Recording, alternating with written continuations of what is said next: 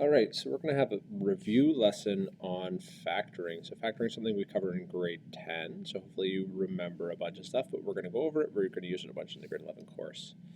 So common factoring is the first type of factoring we're going to look at. It factors out any number or variables that all terms have in common. So if we look at our first one here, we notice that the 25 and the 15.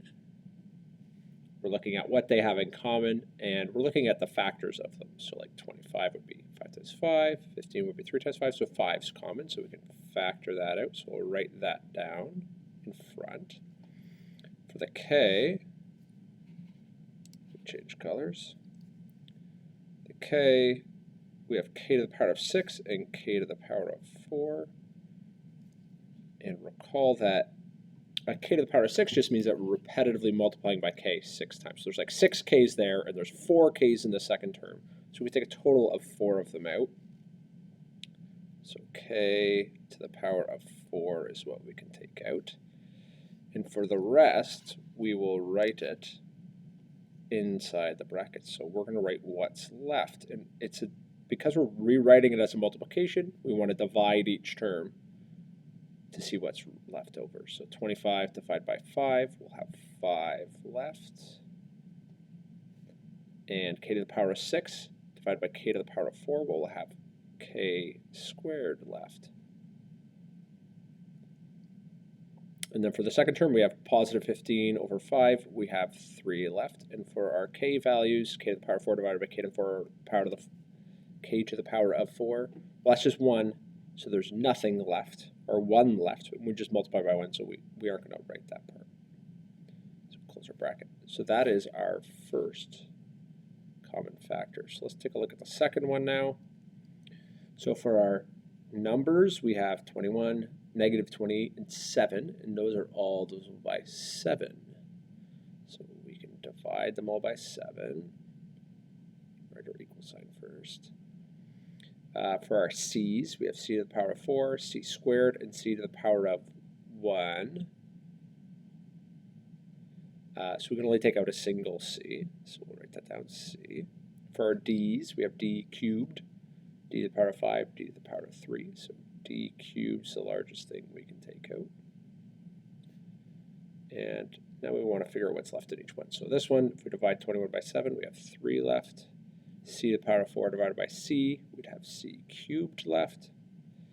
D cubed divided by d cubed, well, that's just something divided by itself. That's 1, so we don't have anything left for the d's.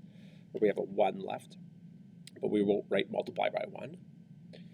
Negative 28 divided by 7 is going to be negative 4. C squared divided by c is just c to the power of 1. D to the power of 5 divided by d cubed is d squared. And for our last term, we have 7 divided by 7. Well, that's 1. C to the power of 1 divided by c to the power of 1. That's 1. D cubed divided by d cubed. That's 1. So they all cancel out, but we don't write nothing now because really we have 1 times 1 times 1, which is 1. So we're going to write plus 1. And of course, we can reverse this operation, so we can do distribution to multiply the number in front into the bracket into each term, and we'd get back to what we started with. All right, next we're going to look at trinomial factoring. So trinomial factoring is like factoring quadratics, and this is something you probably spent a lot of time on last year. It's a really important skill. It'll come up in this course. It'll come up in grade 12 maths as well. You'll be so good at it by then, though, so don't worry about it. You're still nervous, still uncomfortable with factoring. We'll get some more practice now. So when we're factoring, when we have a 1 in front of the a value, 1 for the a value, so that'd be right up here, so 1, then we look at these two numbers. So the number in front, this is our b value, and the number at the back, this is our c value. So we want two numbers that add to the b value, so add to 2 and multiply to negative 15. So This is sometimes the hardest part, is trying to figure out these two numbers. There's lots of different techniques. I'm sure you learned some last year. Some people think of different combinations of numbers that add to 2.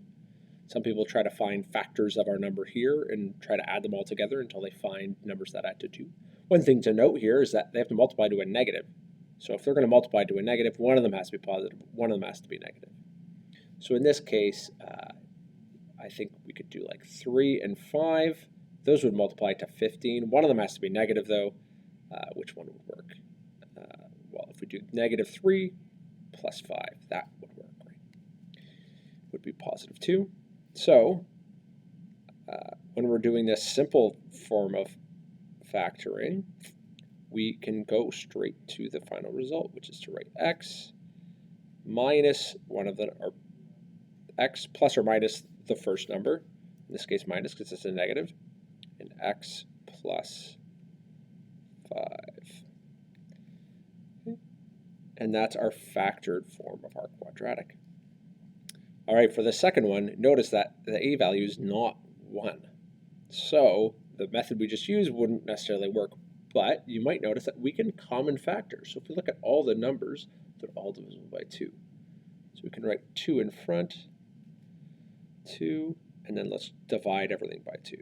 X squared minus 4x and negative 21. And now our method will work. So we're going to want two numbers that add to negative 4 and multiply to negative 21. So we think about that for a little bit. Maybe positive 3 and negative 7. So those two numbers will work.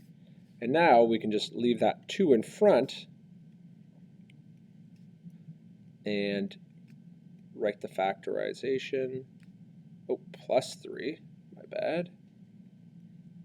X minus 7. All right. So let's look at factoring trinomials by decomposition. So decomposition is the method we use when we have non-1a values that are a bit more complex.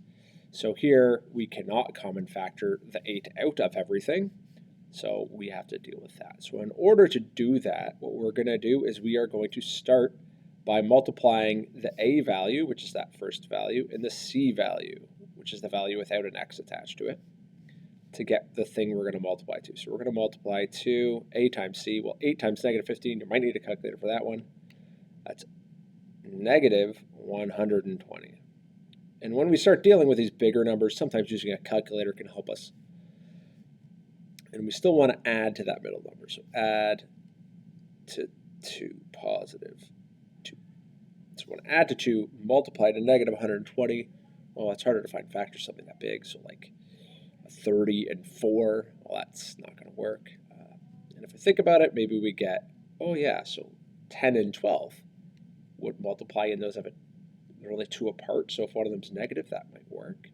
So we'd have, let's say, negative 10 and positive 12. All right, so the next step of decomposition is to decompose this b value using these two numbers. So we're going to, I'm going to write it like this, and I'm going to do it in a very specific order as a demonstration. But you might choose to do it in the other order. It doesn't matter which order we use the two numbers we found. So we're going to do 8x squared. I'm going to do plus 12x. I'm going to leave myself a bit of space here. You'll see why in a minute. Minus 10x minus 15. So notice that if we just recollected like terms, we'd have 12x minus 10x. We'd just get back to 2x. So we haven't really changed anything. We've just decomposed the 2x. So the next thing we're going to do is we're going to put brackets around the front pair of terms and the back pair of terms. And very importantly, and this is the number one mistake that you don't want to make, is we want to include the sign of that term here. And then these aren't multiplying, though. They're adding. So we want to put the addition sign inside. But make sure you bring the negative in with the 10. And now we're going to common factor each bracket. So let's look at our first bracket here. I think we could divide 8 and 12. They're both divisible by 4. And both terms have an x in it, so we can divide 4x. And in the front term, we'd be left with a 2 and an x. And 12x over 4x, well, that would just give us a 3, and the x's would cancel. Okay. Plus, and now we have to decompose, or common factor, sorry, our second term.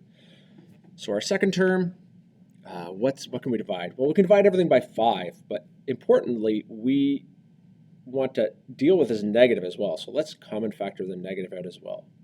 So let's take out -5, and maybe we'll put that in brackets to, otherwise we have like a plus minus thing here. It's maybe a little confusing. And there's no x common, so we don't have to worry about that. And what are we left with here? Well, -10 over -5 is 2x, and then -15 over -5 is 3. And you'll notice now that our brackets are the same.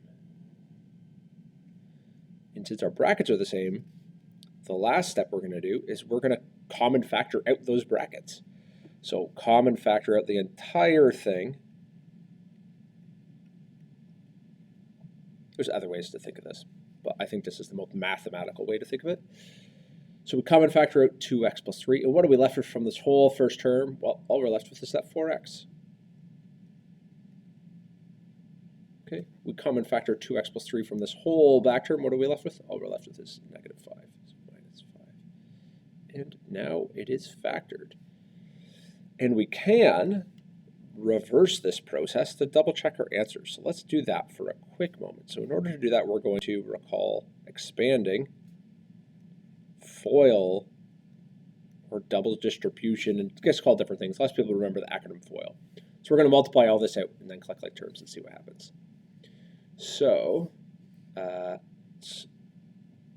going to just rewrite it really quick. I'm going to do this part pretty quick just to demonstrate it. Hopefully refresh your memory of expanding. We aren't going to cover that explicitly in detail. Okay, so for FOIL, we want to multiply the first two together, so we'd get 8x squared. Outer would be 2x minus 5 is -10x. Inner is 3 times 4x, that's 12x. And last is 3 times -5 is -15. And you'll already notice that this step is almost the same as what we had over here on our second line of our solution. All right, so let's collect like terms, and we're going to get 8x squared plus 2x minus 15. All right.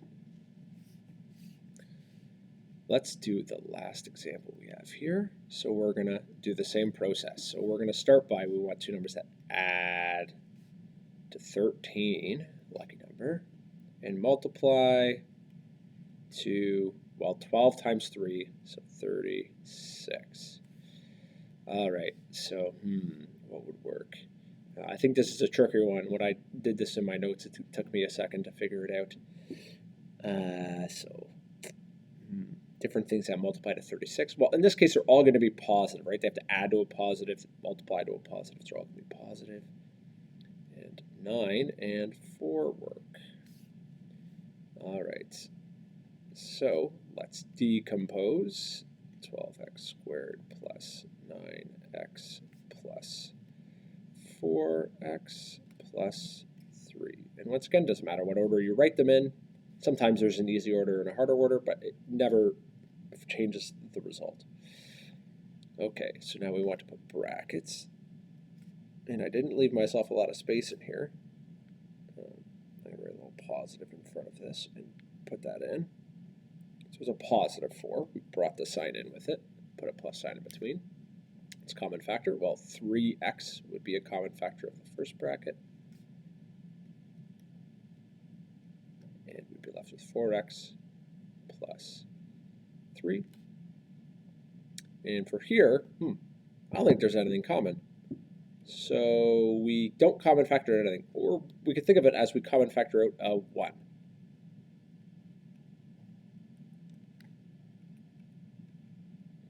All right. And let's common factor out those brackets again, so we get the 4x plus 3 in front.